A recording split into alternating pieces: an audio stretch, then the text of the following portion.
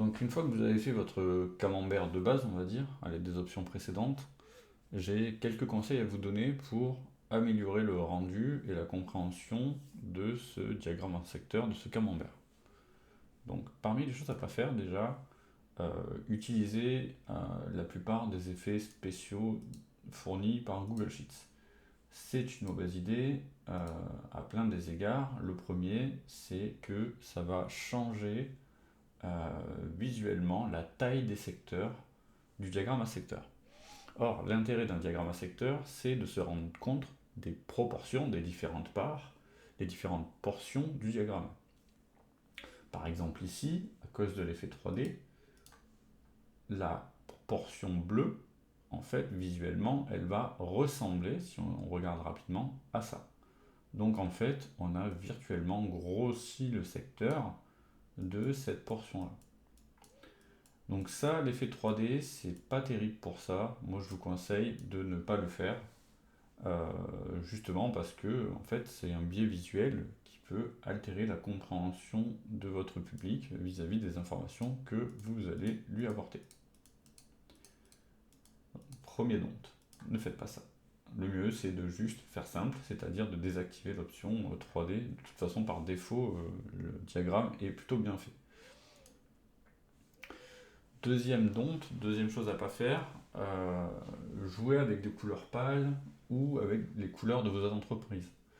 Euh, le problème de ça, c'est que les couleurs d'une entreprise, ou même des couleurs un peu pâles qui sont pas très vives ou pas très dynamiques, sont pas forcément adaptées à la data visualisation. Là, la seule chose que j'ai fait au final, c'est de prendre les versions pâles des couleurs d'origine fournies par Google, et on voit assez rapidement que ça devient illisible, au point même que Zeus et Hades, si on a des problèmes de vue, ou même si on voit l'infographie de façon très rapide, c'est-à-dire à la télé, on va avoir du mal à percevoir la différence entre les différentes sections. Le problème des couleurs pâles aussi, c'est que ça attire pas l'œil, et du coup, notre intérêt à nous, c'est d'avoir l'attention des utilisateurs, du public, sur le diagramme. Donc conservez des couleurs vives, gardez les couleurs de Google, elles sont très bien adaptées justement à ce type de visualisation, et gardez vos couleurs de votre entreprise pour les documents de votre entreprise tout simplement. Dans les choses intéressantes à faire, je reviens sur un exemple avec les couleurs fournies par défaut, euh, essayez au maximum de vous passer d'une légende. Ce que j'appelle légende, c'est toutes les informations qui vont se retrouver ici, hein. Donc, de sorte, encore une fois, à éviter les allers-retours visuels de vos utilisateurs. Là, ce qui va se passer, si je suis un utilisateur qui veut comprendre qui gagne pas sur les intentions de vote, je vais regarder Zeus, c'est le plus gros, je vais regarder son score, puis je vais regarder Aphrodite, puis je vais regarder son score, puis je vais regarder Apollon, je vais regarder son score, et du coup, je vais avoir des allers-retours visuels et ça, on veut essayer de limiter au maximum. On veut limiter au maximum. Pourquoi? Encore une fois, pour faciliter le travail cognitif de notre public. Donc, au maximum, essayer de garder les informations de légende dans les secteurs. Donc là, j'ai réussi à mettre Zeus. Dans Google Sheet, on peut mettre Zeus. On va faire ça de cette façon-là, hein. On va dans modifier le graphique, personnaliser. On va avoir légende. Ici, assurez-vous que la légende, elle est bien en intérieur libellé.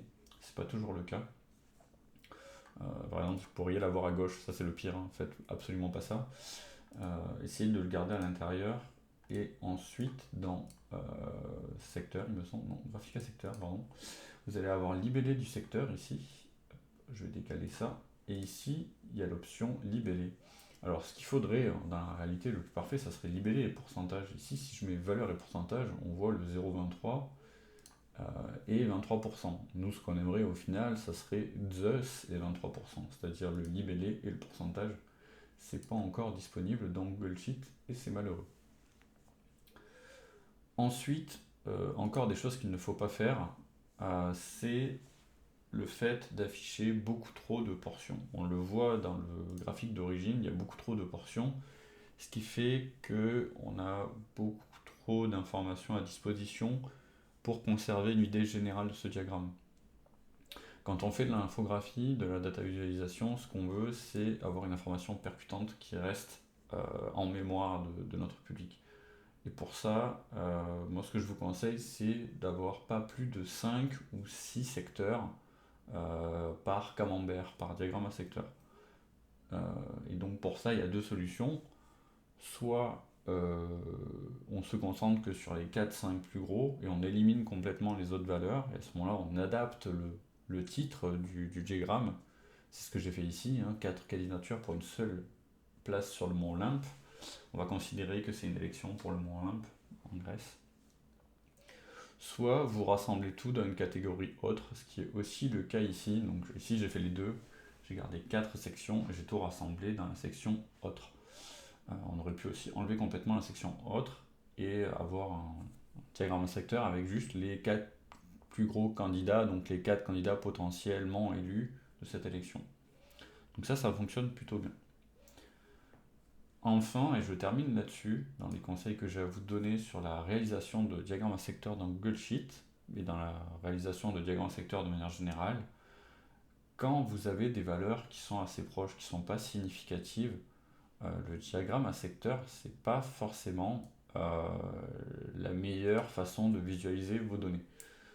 Ça fonctionne bien quand effectivement vous avez une grosse part qui est majoritaire et quelques petites parts ou un top 1, un top 2 clairement identifiés et le reste à peu près de même valeur. Si vous avez des proportions qui sont peu significatives, le meilleur type de diagramme, c'est le diagramme en bâton. C'est quelque chose que j'aborderai dans une prochaine vidéo. Et là, on voit effectivement que l'information elle est beaucoup plus claire.